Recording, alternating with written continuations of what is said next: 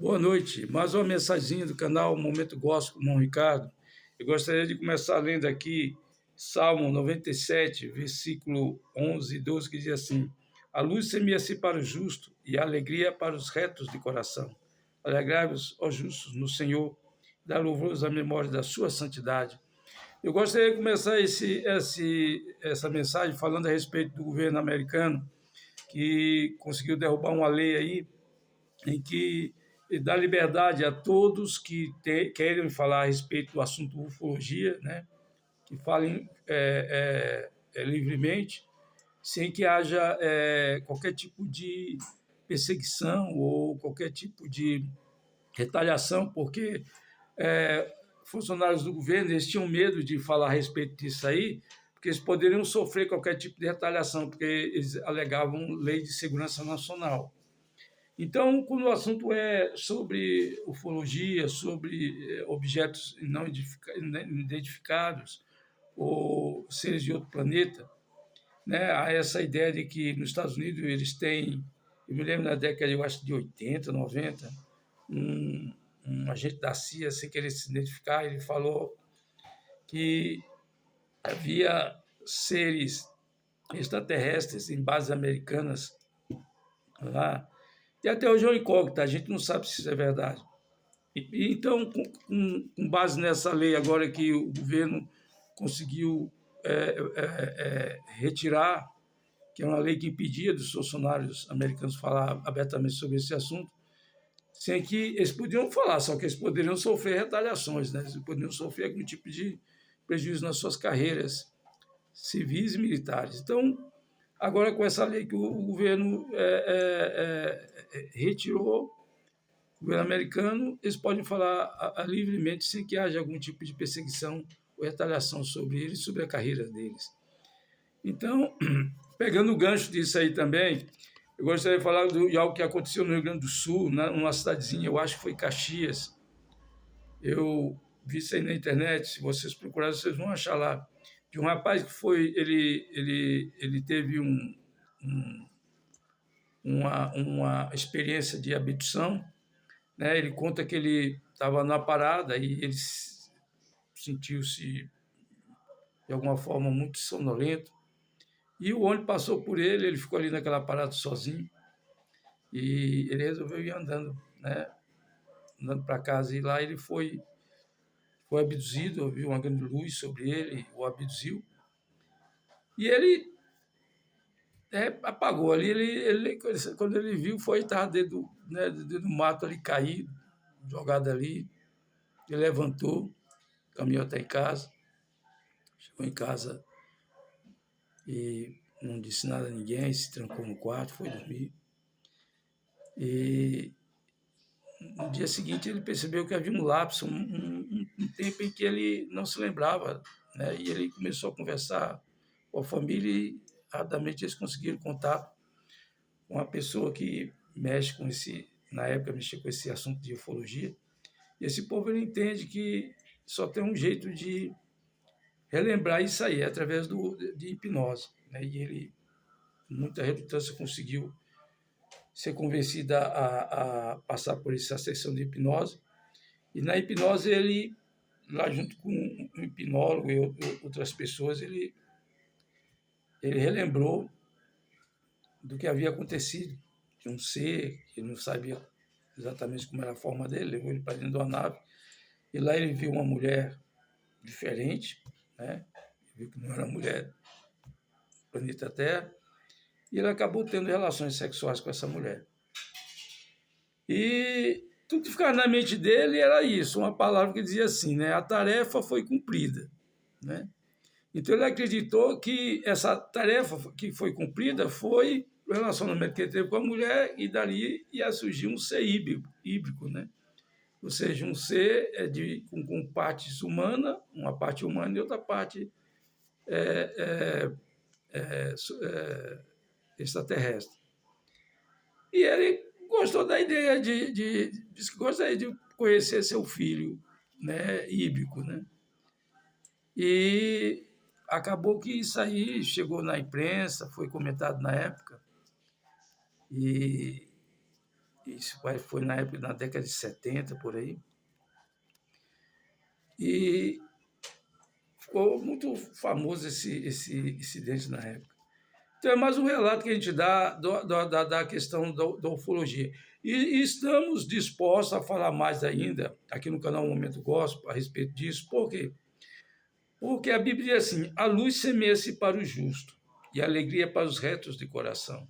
Alegrai-vos, ó justos, no Senhor, dar louvores à memória da sua santidade. Então, luz quer dizer o quê? Conhecimento. Conhecimento é a gente abrir os nossos horizontes. Entendemos que Deus é muito mais maior do que nós podemos imaginar. Eu sempre afirmei aqui que eu acredito que Deus criou outras raças aí pelo universo. Eu não, eu sou incrédulo. Eu repito, eu sou incrédulo nesse assunto de que, apesar que há religiosos que defendem com incidente essa ideia de que Deus só criou vida aqui. Eu sou incrédulo nisso. Entendeu? A vida está por aí. Como essas vidas, eu não sei. Eu não sei. Não me interesso muito em saber a respeito disso, porque meu interesse mais no sentido espiritual, né? Eu creio que o espiritual é importantíssimo, é o centro de tudo, porque um dia todos nós teremos que prestar conta a Deus. E vai contar muito a nossa fé. Como temos vivido nesse mundo? Temos crido em Deus, temos acreditado realmente em Deus, né? Outro dia eu tive uma experiência de ver uma senhorinha de 94 anos partir para a eternidade. E as pessoas ficaram muito comovidas e tal, eu dei os pesos ao filho dela e tal. E um senhor já, 50, ele agradeceu. E eu disse: olha, sua mãe viveu bastante, rapaz. Deus foi generoso com ela. E a Bíblia diz que Jó, Abraão, todos aqueles, Moisés, todos aqueles grandes homens de Deus, morreram fartos dias. E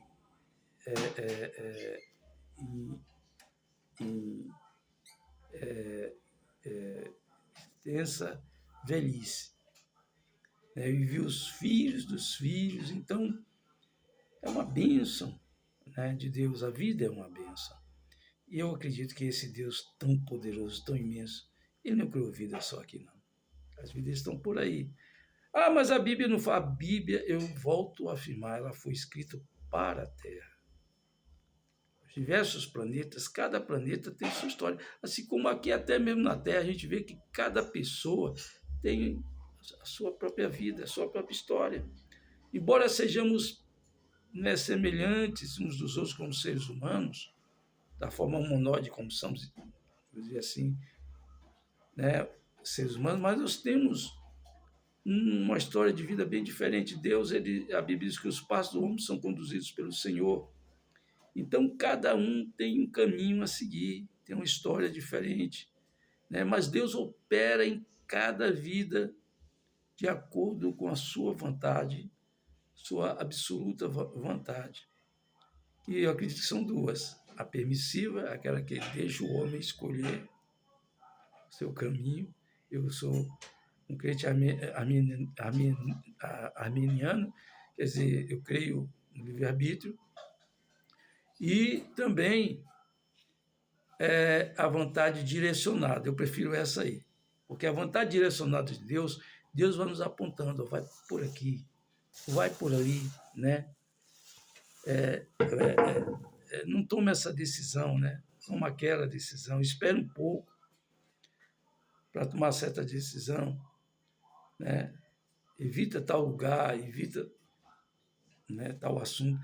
Enfim, Deus vai nos orientando. Então, essa é a vontade direcionada por Deus. Eu vi um pastor falando sobre essas duas vontades, e eu creio assim também. Que é a vontade permissiva de Deus, porque Deus não criou robôs. A gente vê muitas vezes os homens querendo ter primazia, querendo escolher, ter influência sobre os destinos das pessoas, sobre as decisões pessoais da pessoa, querem se envolver até em assuntos particulares das pessoas.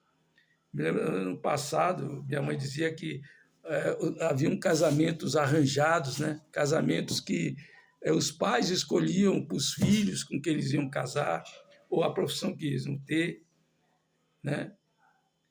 Isso sempre gerava um certo desânimo, um problema com os filhos, porque não se perguntava para a pessoa o que ela queria, né? O que ela queria para si. Os pais é que escolhiam.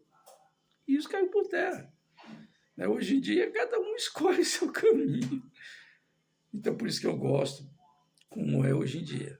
Democraticamente falando, cada um escolhe seu caminho, porque Deus quis assim. O Todo-Poderoso nos escolheu, nos colocou neste mundo, nos criou livres para escolhermos, mas saibamos escolher. Eis, Israel, que coloca diante de ti o caminho da vida e o caminho da morte. Escolhe o caminho da vida e vive. É muito melhor, né? Do que o caminho da morte. Porque o caminho da morte é morrer. Né? E o caminho da vida é viver e viver eternamente com o nosso Deus. Que Deus a todos abençoe e tenha uma boa noite.